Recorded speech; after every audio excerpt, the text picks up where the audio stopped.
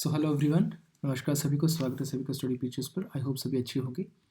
सो आज हम बात करेंगे जैसे कि आपको पता है ऑलरेडी दैट हम यहाँ पे we are actually doing the mock test regarding the HP police constable exam. So आज हम उसी को कंटिन्यू करेंगे आगे। तो हमारा जो ये नंबर में भी रहने वाला है, ये हमारा रहने वाला है मॉक टेस्ट 4th रहने वाला है, राइट। मॉक टेस्ट 4th रहने वाला है। तो इस पे आज हम बात करेंगे एनवायरनमेंट में, ठीक है। हम बात करेंगे एनवायरनमेंट प्लस इसमें साइंस के क्वेश्चंस भी होंगे। आपको पता है जो एनवायरनमेंट एंड साइंस होता है वो आपका इंटर रिलेटेड रहता है, तो आप उन दोनों को एक साथ जो है वो देख सकते हो, क्योंकि डायरेक्टली यहाँ से क्वेश्चन यहाँ पे पूछ ली जाती है, यहाँ से क्वेश्चन साइंस से लिंक करके पूछ लिए जाते हैं, ठीक है। तो ध्यान से इसको देखना है। अगर आपने पहले के 3 मॉक टेस्ट नहीं देखे तो जाके उनको देखिएगा, पक्का आपके लिए बहुत हेल्प मिलेगी इस एग्ज़ाम में, ठीक है।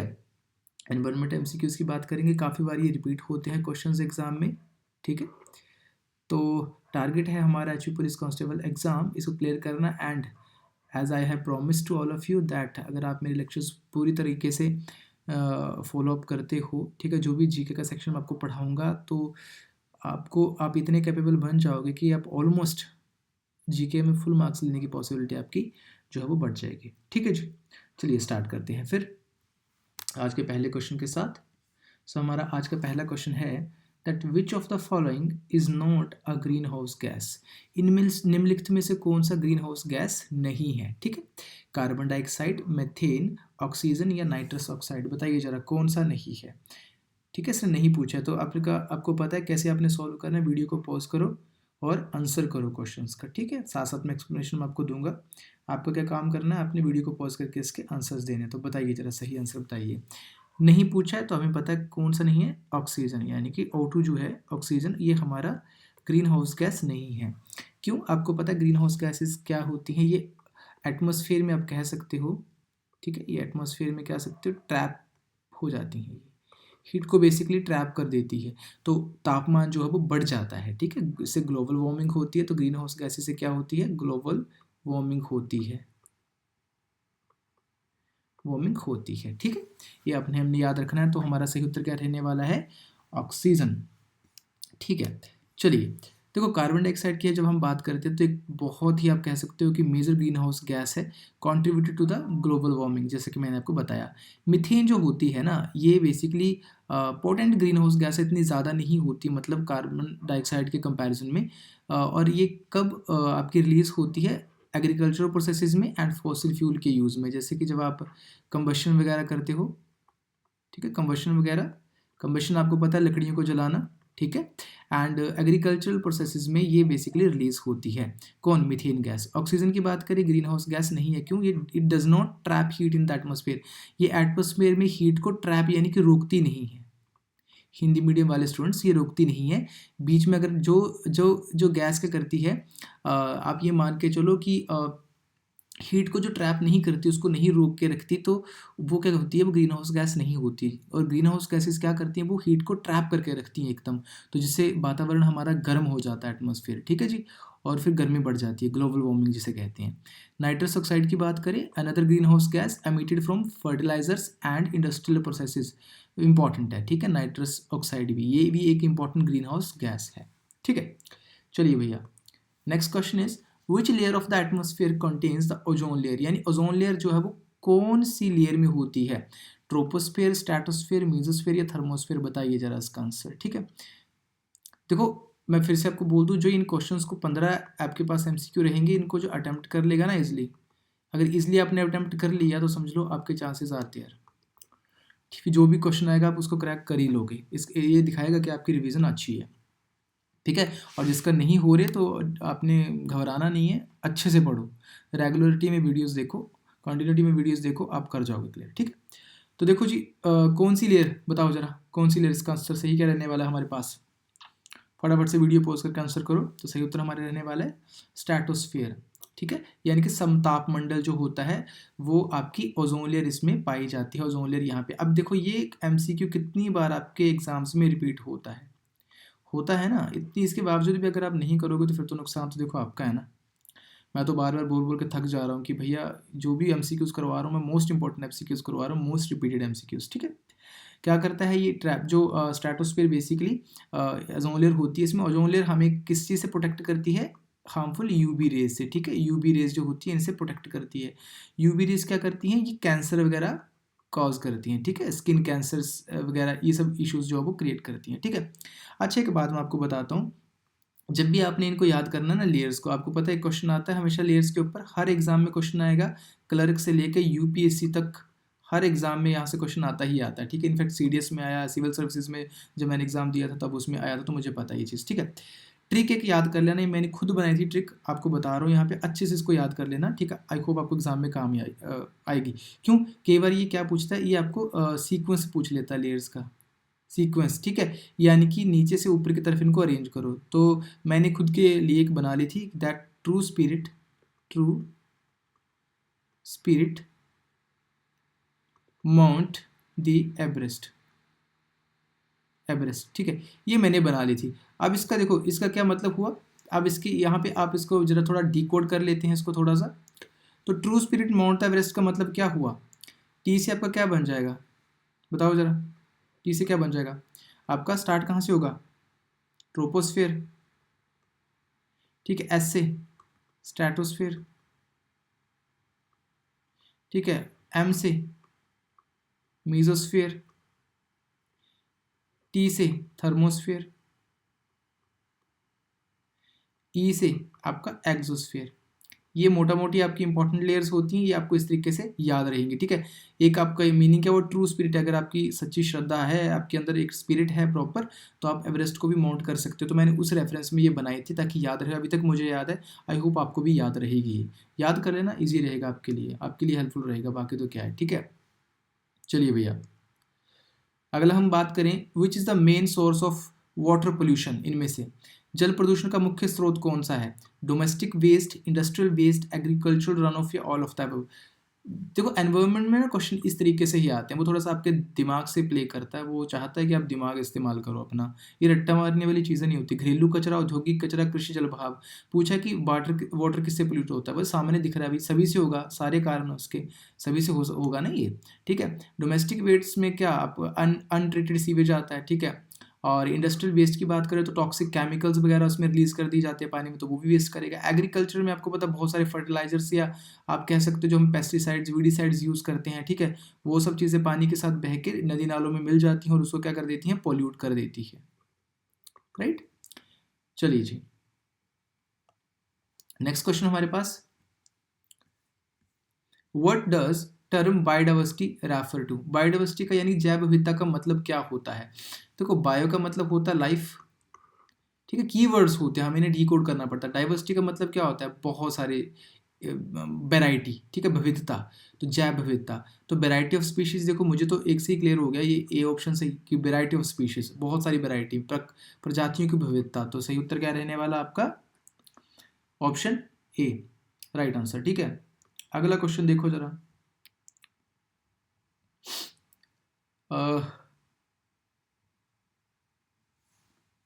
एक सेकंड यार, एक सेकंड, आई थिंक मैंने आपको, हाँ बाकी ऑप्शन देख थे, variety of species, genetic variation, ecosystem, नहीं सभी आएंगे यार, ओ ऑल ऑफ द अब। आई एम सॉरी, मेरी देखो यही गलती हम कई बार एग्जाम्स में कर देते हैं। ठीक है, मतलब फटाफट से हम देखते हैं, बाकी ऑप्शंस देख लो यार, जेनेटिक वेरिएशन, इकोसिस्टम डाइवर्सिटी भी इसने पूछा यहाँ पे, तो ऑप्शन डी सही रहने वाला, मुझे तभी लग रहा था, कहीं डाउट लग रहा था इसमें, तो उपरोक्त सभी इसका सही आंसर आने वाला है। ठीक है, वेराइटी का मतलब हुआ ना इसमें, विविधता मतलब वेराइटी। चलो next question, which protocol is associated with climate change. Climate change से कौन सा प्रोटोकॉल एसोसिएटेड है। ठीक है, तो Montreal protocol, Kyoto protocol, Geneva protocol, Hague protocol. एक बात और, ये जो आपके प्रोटोकॉल्स होते हैं, ठीक है, कॉन्वेंशंस जो हैं, एनवायरनमेंट से रिलेटेड मीटिंग्स जो हैं, ठीक है, मोस्ट इंपॉर्टेंट होती हैं, यहाँ से एक दो क्वेश्चंस जो है वो आ ही जाते हैं हमेशा। ठीक है, तो इसका सही उत्तर क्या रहने वाला है आपका, सही उत्तर आपका रहने वाला है क्योटो प्रोटोकॉल। क्योटो प्रोटोकॉल जो है वो इसकी बात करता है, जलवायु परिवर्तन की बात करता है। तो बाकियों की भी थोड़ा बहुत बात कर लेते हैं। देखो मॉन्ट्रियल प्रोटोकॉल की जब हम बात करते हैं, ये एक इंटरनेशनल एग्रीमेंट है। ठीक है, इसका मतलब इसका क्या एम है, उद्देश्य क्या है, protect the ozone layer, sorry ozone layer को बचाना। किससे? By reducing the consumption and production of ODS. ODS क्या है? ओडीएस आपके ओजोन डिप्लीटिंग सब्सटेंसेस, यानी कि ओजोन को खराब करने वाले ऐसे पदार्थ, उनको ओडीएस कहा जाता है। 1987 में बेसिकली ये हुआ था स्टार्ट, ठीक है। अब इसमें ओजोन को कौन कौन सी चीज़ें जो है वो खराब करती हैं, एग्जाम में डायरेक्टली क्वेश्चन यहाँ से आता है कौन कौन से, तो एग्जाम्पल पता होनी चाहिए। CFC यानी क्लोरोफ्लोरोकार्बन, क्लोरोफ्लोरोकार्बन पता है ना, हिंदी में भी क्लोरोफ्लोरोकार्बन कहते हैं। Halons, carbon tetrachloride, methyl chloroform, hydrochlorofluorocarbons, bromide, ठीक है, ये सब चीज़ें। अब दूसरी बात कर लेते हैं कि इसमें कौन कौन सी बॉडीज़ जो हैं वो शामिल हैं, एजेंसीज। यूनाइटेड नेशंस है, ऑब्वियसली बात है, यूनाइटेड स्टेट्स है, बिल्कुल। यूएनईपी की फुल फॉर्म क्या होती है? यूनाइटेड नेशंस एनवायरनमेंट प्रोग्राम, ठीक है। बाकी वर्ल्ड बैंक इसका हिस्सा है, यूएनडीपी यानी कि यूनाइटेड नेशंस डेवलपमेंट प्रोग्राम। देखो यूएनईपी और यूएनडीपी इनकी आप फुल फॉर्म्स याद रखना, इनकी फुल फॉर्म्स क्या करना है, याद रखना, आपको एग्जाम में क्वेश्चन आते हैं यहाँ से, ठीक है। बाकी ऑप्शंस इसने जेनेवा प्रोटोकॉल की दी है, तो जेनेवा प्रोटोकॉल का बेसिकली मतलब क्या है? केमिकल एंड बायोलॉजिकल वेपन्स को क्या करना, इनको प्रोहिबिट करना, रोकना, ठीक है। किनको? केमिकल एंड बायोलॉजिकल वेपन्स को, एक second, chemical and biological weapons को क्या करना है, इनको प्रोहिबिट करना, इनको ओके, एक सेकेंड यार,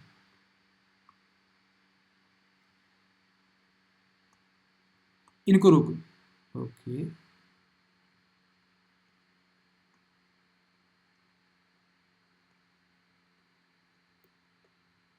चलिए भैया, इनको रोकना, ठीक है। साइन हुआ था 1925 में, मैं एक बार लिख देता हूँ इसको, sorry. Prohibit the use of chemical and biological weapons, बस आपको ये चीज़ याद रखनी है, केमिकल एंड बायोलॉजिकल वेपन्स याद रखनी है, ये जेनेवा प्रोटोकॉल से रिलेटेड है, ठीक है।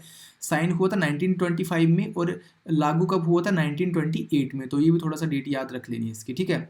और एक बात और साथ में कि एक इसको और है कि it prevents the bacteriological warfare, यानी कि ऐसी जिसमें कि केमिकल वेपन्स या बायोलॉजिकल वेपन्स, जैसे आपका फॉर एग्जांपल उदाहरण के तौर पे देखो, जैसे कोरोना वायरस था, कोरोना वायरस हमारा आया था, तो ऐसा भी तो हो सकता है चाइना का, आप कह सकते हो कि ये एक बायोलॉजिकल वेपन था, है ना। बायोलॉजिकल वेपन था, कितने पूरे विश्व की अर्थव्यवस्था ठप होगी, पूरा विश्व आपको पता लॉकडाउन की सिचुएशन में चला गया, तो कितना बड़ा काइंड ऑफ एक वॉर, समझ लो कि युद्ध ही था ये काइंड ऑफ, अगर ऐसा है तो इन रियलिटी। तो जैसे कोरोना वायरस काइंड ऑफ क्या है ये, बायोलॉजिकल वेपन, तो इन सब चीज़ों को रोकने के लिए जेनेवा प्रोटोकॉल, ठीक है। हेग कन्वेंशन इसने एक ऑप्शन दिया, हेग कन्वेंशन का मतलब क्या हुआ? It is related to the child abduction and laws of war, ठीक है। बेसिकली यानी कि दो चीज़ें लॉज ऑफ वॉर से रिलेटेड है, हेग कन्वेंशन आपका, और चाइल्ड एबडक्शन। चाइल्ड एबडक्शन का मतलब क्या होता है? जैसे कि दो पेरेंट हैं, उनमें आपस में नहीं बनती, तो सिंगल पेरेंट दूसरे पेरेंट की मर्जी के बिना चाइल्ड को एक कंट्री से दूसरी कंट्री जो है वो ले जा रहा है, तो उससे रिलेटेड है बेसिकली, ठीक है। यानी कि चाइल्ड को अपने ओरिजिनल बर्थ वाली कंट्री को वापस मतलब लेके आना चाहिए, लेके आना पड़ेगा, ये उससे रिलेटेड है, चाइल्ड्स के राइट से रिलेटेड है, ठीक है। थोड़ा सा क्लियर हुआ होगा आई होप।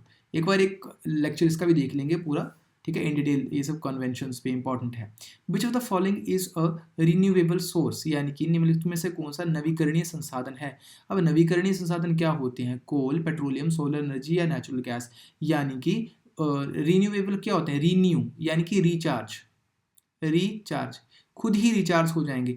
तो क्या आपको लगता है नेचुरल गैस आपकी, एक नेचुरल गैस भी है आपके पास ऑप्शन, सोलर एनर्जी है, पेट्रोलियम है और कोल है, बताओ इनमें से कौन सा रिन्यू हो जाएगा? तो देखो सिंपल सी बात है, सोलर एनर्जी हमारे पास जो है वो रिन्यूएबल है। आपको लगता है कि प्राकृतिक गैस जो है वो रिन्यू होती रहेगी? नहीं भैया, काफ़ी एम्पल अमाउंट में है, लेकिन ये डिप्लीट होने वाली चीज़ है ना, डिप्लीट होने वाली चीज़ है, ये तो डिप्लीट हो जाएगी कुछ टाइम के बाद। वही बात कोल की है, कोल भी डिप्लीट होगा, पेट्रोलियम भी डिप्लीट हो जाएगा, यानी कि ये दोबारा से अगर एक बार ख़त्म हो गए तो दोबारा से ये इनका रिचार्ज होना इम्पॉसिबल है, ये रिचार्ज नहीं होंगे, राइट। तो नेक्स्ट हमारा क्वेश्चन है हमारे पास, the phenomena of coral bleaching is mainly due to coral bleaching मुख्य रूप से किसके कारण होती है? क्यों होती है कोरल ब्लीचिंग? क्या increase in sea temperature, oil spills, overfishing या ऑल ऑफ द अबव? बताओ जरा कोरल ब्लीचिंग के मुख्य कारण क्या हैं। देखो कोरल ब्लीचिंग का मतलब क्या होता है, यानी कि जो आपके कोरल्स हैं ना, ये इनका कम होना, इनका ख़त्म होना, ठीक है, इनका ख़त्म होना। तो कैसे ख़त्म हो रहे हैं आपके कोरल्स? इसका मुख्य कारण क्या है कि सी टेम्परेचर में जो आपका समुद्र के तापमान में जो वृद्धि है ना, जो राइज आपको देखने मिल रहा है ना टेम्परेचर में, ये मुख्य कारण है जिसकी वजह से कोरल की क्या हो रही है, ब्लीचिंग हो रही है।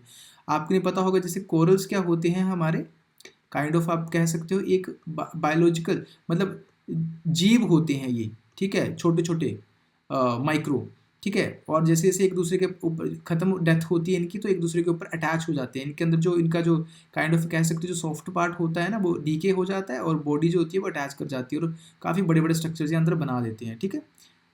नेक्स्ट क्वेश्चन हमारा, which of these gases is responsible for acid rain. Acid rain के लिए मुख्यतः कौन सी गैस जो है वो जिम्मेदार है? Sulphur dioxide, methane, hydrogen, helium. तो आपको पता है सही उत्तर क्या रहेगा, सल्फर डाइऑक्साइड। सल्फर डाइऑक्साइड इसके लिए मेनली रिस्पॉन्सिबल होती है। Next question, what is the major cause of deforestation. वनों की कटाई का मुख्य कारण क्या है? शहरीकरण, कृषि, खनन या उपरोक्त सभी। दिमाग लगाओ थोड़ा सा, इजी क्वेश्चन है। डी ऑप्शन सभी के सभी रिस्पॉन्सिबल हैं, अर्बेनाइजेशन भी, एग्रीकल्चर भी, माइनिंग भी। भाई सभी इन सभी के लिए वनों की कटाई तो होगी ना, ठीक है, समझ रहे हो इस बात को। This is important one. Okay, so next question is what is the main goal of sustainable development. Sustainable development क्या होता है? हिंदी में कहते हैं सतत विकास। इसका मतलब होता है कि एक जनरेशन की नीड्स को पूरा करके अगली जो नेक्स्ट जनरेशन है, जो नेक्स्ट जनरेशन है उसकी नीड्स को क्या करना, फुलफिल करना। तो बताइए जरा, economic growth, environmental protection, social equity, क्या चीज़ सही इसका रहने वाली है? तो देखो जी, all of the above. Economic growth करेंगे, आर्थिक विकास करेंगे, ठीक है। आर्थिक विकास करना इसका मुख्य उद्देश्य है, एनवायरमेंटल को प्रोटेक्ट करना इसका मुख्य उद्देश्य है, और सोशल इक्विटी समाज में समानता फैलाना इसका मुख्य उद्देश्य है। तभी तो एक काइंड ऑफ सस्टेनेबल डेवलपमेंट आपकी हो पाएगी, राइट। एक second, the next question is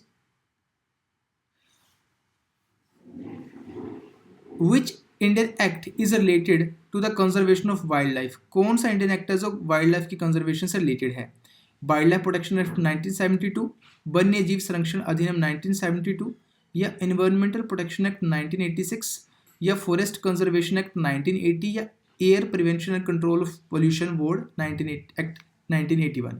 ठीक है, हिंदी वाले स्टूडेंट साथ साथ में आप पढ़ लेना, ठीक है, कोई टफ बात नहीं है। तो बताइए जरा, वन्य जीव संरक्षण से रिलेटेड तो बहुत बार हम इसको पढ़ते हैं, ये आपका आता है 1972 का एक्ट जो, ठीक है, wildlife protection act, WPA, ठीक है, 1972। बहुत बार क्वेश्चन रिपीट हुआ एग्जाम में। ओके जी, ओके, तो ये चीज़ आपको याद रखनी है। अच्छा, इसके साथ साथ देखो जरा, अब यहाँ से हमने एक और इंसाइट क्या निकालना है, इंपॉर्टेंट इंसाइट, यानी कि इंपॉर्टेंट चीज़। एक तो हमें ये पता चल गया, हमने क्वेश्चन तो उसको टिक कर लिया, लेकिन हमें साथ में ये भी याद करना है कि एनवायरमेंटल प्रोटेक्शन एक्ट कब आया, 1986 में, पर्यावरण संरक्षण अधिनियम। फॉरेस्ट कंजर्वेशन एक्ट कब आया, 1980 में। Air prevention and control of board act 1981 में। तो हमने एक आंसर देख के ये सब चीज़ें भी हमने क्या करनी है, नोटबुक में नोट डाउन कर लेनी है। हो सकता है आपके एग्जाम में WPA ना पूछ के इनमें से कोई पूछ ले फिर, ठीक है। चलिए, हाँ, ये वही बात है, मैंने इसका एक्सप्लेनेशन दिया यहाँ पे। Which of the following is an example of an invasive species in India. Invasive species क्या होती हैं, आक्रामक प्रजाति का उदाहरण, यानी कि जो ये कोई एरिया है ना, और ये कोई एरिया, दो एरियाज अलग अलग है, यहाँ से कोई स्पीशीज आके यहाँ पे उगने शुरू हो जाएगी, तो उसको क्या बोलते हैं, किसने इन्वेजन कर दिया, यानी कि अटैक कर दिया है इसके ऊपर, ठीक है, इन्वेजन, ठीक है, तो इसको आक्रामक प्रजाति कहते हैं। Nilgai, lantana camara, Indian cobra and peacock. भाई सिंपल सी बात है, लेंटाना कैमरा, ठीक है, ये जो होती है ये एक इसको इन्वेजिव स्पीशीज के एग्जाम्पल में रखा गया है, ठीक है। इसका कारण क्यों है, कारण ये है इसका, क्योंकि भाई जहाँ जहाँ पे भी ये लगती है ना, अब I am not so sure कि मुझे हिंदी में इसका पता है, जैसे वो कांग्रेस जो बूटी होती है ना, आई थिंक उसको हम बोलते हैं, वही उसका नाम है ये, ठीक है। बाकी आप कमेंट सेक्शन में बताना पक्का, ठीक है। तो ये होता है कि जहाँ पे भी उगती है ना, ये जहाँ पे जाती है, वहाँ का जो इकोसिस्टम है ना, उसको क्या कर देती है, जो ओरिजिनल इकोसिस्टम उसको तबाह कर देती है, खराब कर देती है पूरा, इतनी ज़्यादा स्पेस ही घेर लेती है, ठीक है। What is the name of process by which plants release water vapour in the atmosphere. हाँ जी, पौधे जिस प्रक्रिया के माध्यम से वायुमंडल में जल बाष्प छोड़ते हैं उसे क्या कहते हैं? इवेपोरेशन, ट्रांसपीरेशन, कंडेंसेशन या प्रेसिपिटेशन। बाष्पीकरण, बाष्पोत्सर्जन एंड संघनन या वर्षण, ठीक है। बताओ जरा इसका आंसर बताओ फटाफट से। देखो, जैसे फॉर एग्जांपल ये कोई प्लांट है ना, ऐसा करके कोई प्लांट है, ऐसा करके ऐसा करके कोई प्लांट है, मान लो, ठीक है, ये लीव्स हैं इसकी, ये दीज आर द लीव्स, ठीक है, these are the leaves, these are the leaves, right.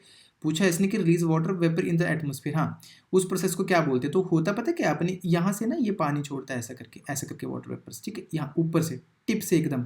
तो इस प्रोसेस को क्या बोलते हैं इंग्लिश में? तो हम कहते हैं ट्रांसपीरेशन। क्या बोलते हैं इसको? ट्रांसपायरेशन। ठीक है, तो हिंदी में क्या बोलेंगे? बाष्पोत्सर्जन। तो सही उत्तर क्या रहने वाला? Option B will be the right answer. हाँ जी, the Chipko movement was primarily aimed to protecting what? Chipko आंदोलन मुख्य रूप से किसकी रक्षा करने के लिए था?